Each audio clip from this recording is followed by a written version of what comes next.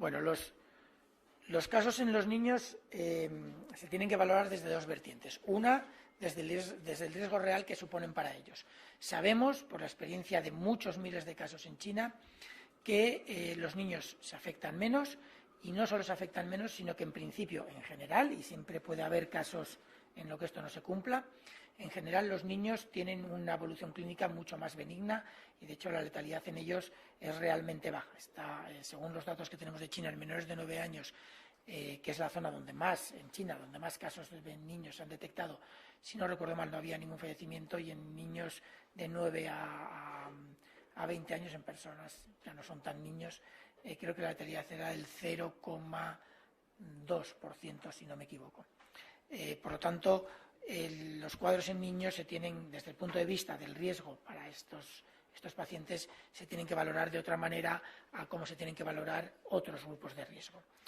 Dicho eso, es cierto que cualquier enfermedad o cualquier problema sanitario que afecte a los niños se tiene que considerar con mucho cuidado, no solo porque son un grupo que socialmente es muy sensible y es razonable tener mucho cuidado con ellos, sino porque también los niños pueden suponer núcleos de transmisión en sus familias.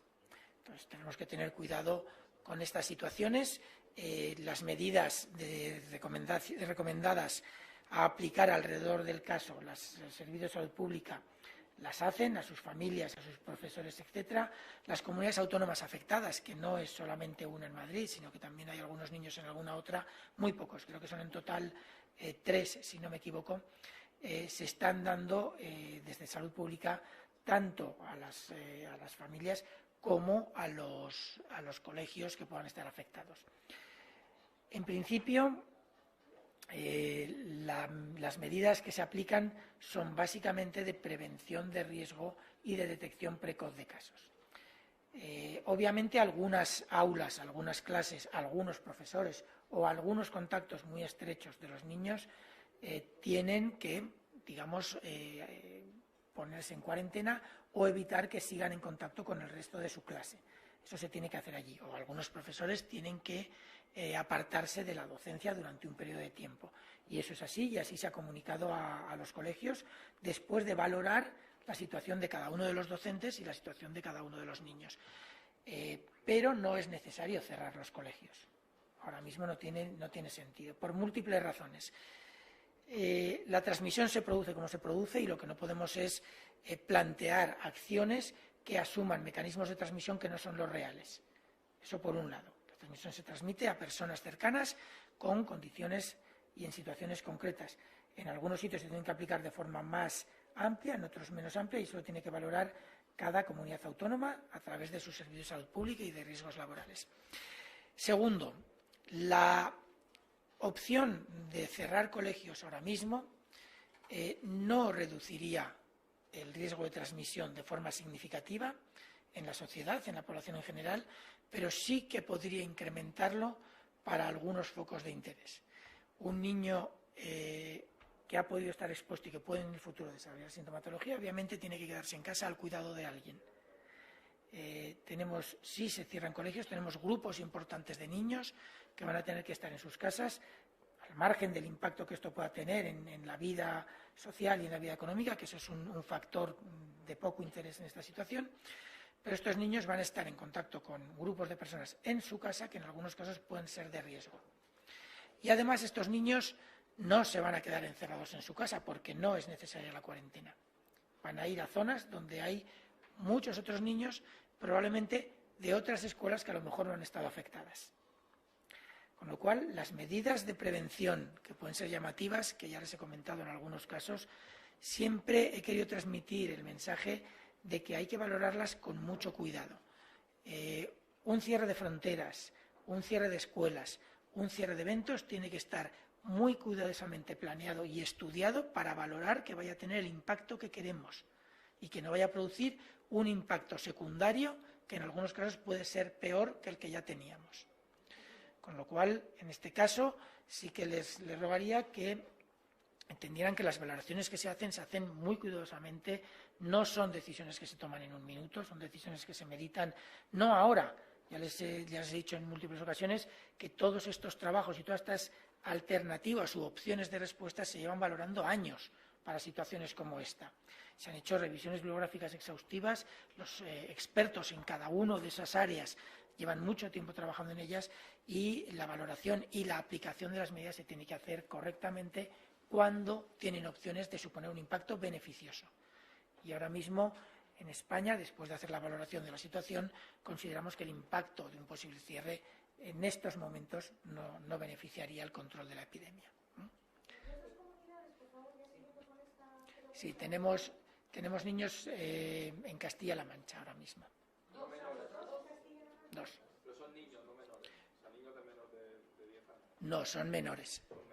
Menores, no recuerdo la edad ahora mismo de estos niños, iban al colegio. No son niños de 2 años. Dos en Castilla-La Mancha Y el de Madrid, sí. Sí, espera, perdona, por favor. Sí, ahora cuando bajaba hacia aquí me han dado la cifra nueva de datos de Madrid, pero no tengo el detalle, porque me lo estaban comentando mientras bajaba, no tengo el detalle específicamente quiénes son. Sí que me consta que la Comunidad de Madrid en las situaciones particulares es muy reactiva. Obviamente hay situaciones en las que se puede tardar un poquito más en responder cuando hay un autocontrol, pero en situaciones como estas es muy reactiva. En cuanto tengamos detalles se lo comunicaremos y entiendo que la Comunidad de Madrid dará también información al respecto. Allí, sí.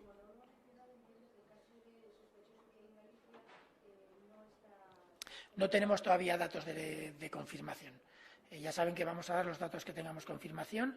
En aquellos en los que pueda haber una muestra positiva que se dude y que requiera una segunda confirmación, también trataremos de esperar a la confirmación para darlos, porque si no podemos generar mucho ruido y es peor dar más datos de casos de lo que son y luego ir para atrás. Eso genera más confusión que otra cosa.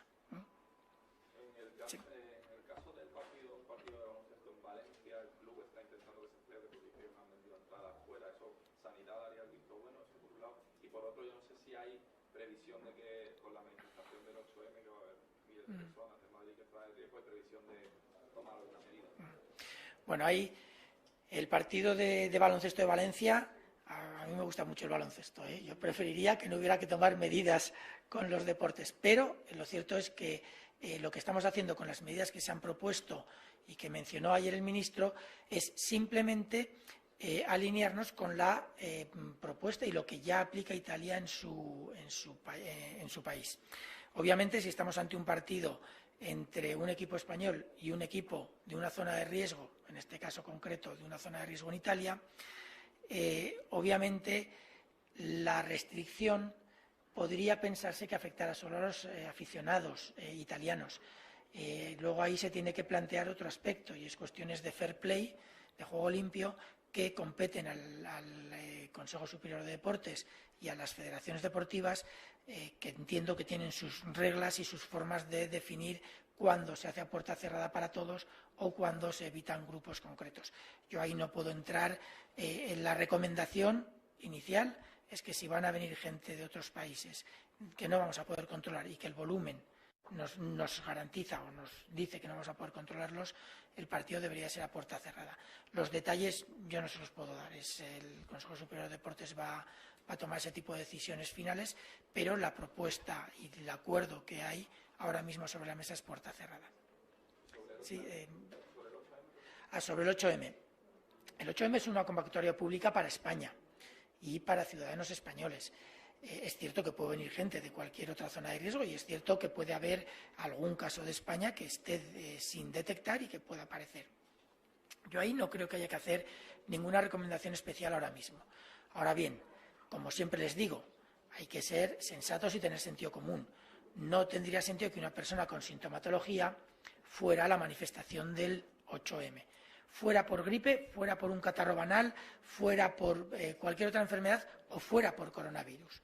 En la situación en la que estamos, yo creo que la gente tiene que ser consciente de lo que debe o no debe de hacer, tanto por los riesgos a los que puede poner a otros conciudadanos como por la alarma que puede generar y los problemas que puede generar socialmente a su alrededor en caso de ir con sintomatología.